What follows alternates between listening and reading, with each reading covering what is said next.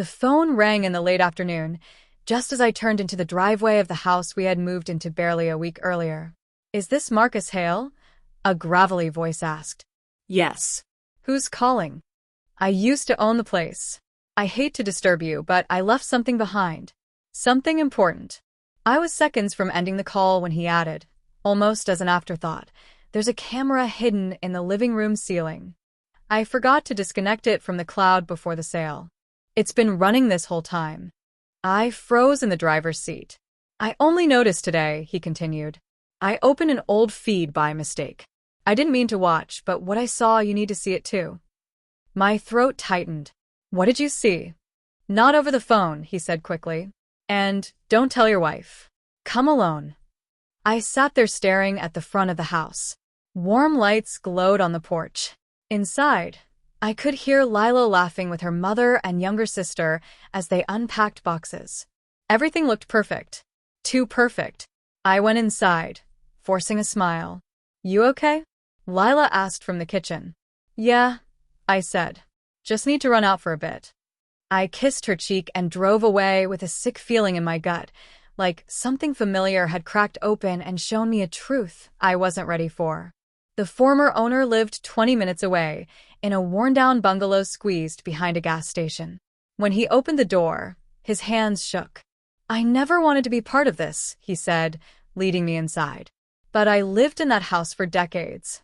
What I saw didn't sit right." He pulled up a laptop and clicked play. The screen showed my living room. The timestamp was from Tuesday afternoon. I'd been at work late that day.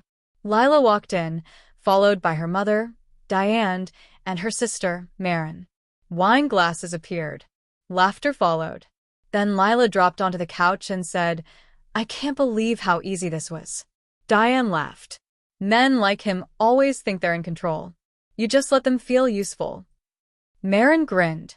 "So, when do we finish the transfer?" My stomach dropped. Lila pulled out a folder. The power of attorney paperwork. He signed it months ago. Didn't even read it. They laughed again. Easy. Casual. Like they were talking about weekend plans. The man beside me muted the audio. "There's more," he said quietly. "But that's the heart of it." I stood slowly. "Send me everything," I said. Every second. When I got home that night, everything looked normal. Lila asked if I remembered the milk. Marin organized tools in the garage. Diane baked cookies for the neighbors. I smiled, nodded, played along. Because now I knew. Over the next few days, I acted distracted and exhausted. I let them think I was slipping. Meanwhile, I installed audio recorders in the kitchen and hallway, rerouted the home network, and quietly expanded the cloud storage linked to the hidden camera. They were too confident to notice. And they talked freely. "Once the accounts are moved, he's done," Marin said one night. "We'll sell the house," Diane replied. Clean break. Lila laughed. "He'll never see it coming." I sat alone in the garage later, staring at the recordings. They weren't just betraying me. They had scheduled my erasure. The next morning, I hired an attorney. Samuel Crow. Quiet office. Sharper mind. "I need to revoke a power of attorney immediately," I told him. He raised an eyebrow. "That may raise questions." "I'm counting on it." By Friday, every major asset had been quietly secured back under my name. Accounts drained and closed. Titles restored. All that remained were empty shells they still believed were full. Then I baited them. That weekend, I walked in smiling. Good news. I got a huge raise. Their reactions were instant. Excitement. Praise. Calculations behind their eyes. I played my part perfectly. Nice dinners. New clothes. Gifts. 2 days before their planned move, I overheard Lila whispering on the phone in the backyard. "Next week," she said. "I've practiced his signature. It's flawless." That night, I sent everything to Samuel. Videos. Audio. Documents. "Prepare the emergency filings," I wrote. Tuesday. Tuesday morning arrived quietly. Lila wore red. Mimosas were poured. Diane bragged loudly on the phone. At 9 sharp, the doorbell rang. I opened it to Samuel, a thick folder under his arm, and a court officer standing just behind him. "Ladies," I said calmly, "please sit down." The officer read the papers aloud. Cease and desist. Fraud investigation. Asset freeze. Panic exploded in the room. "You can't do this," Diane screamed. "I already did," I replied.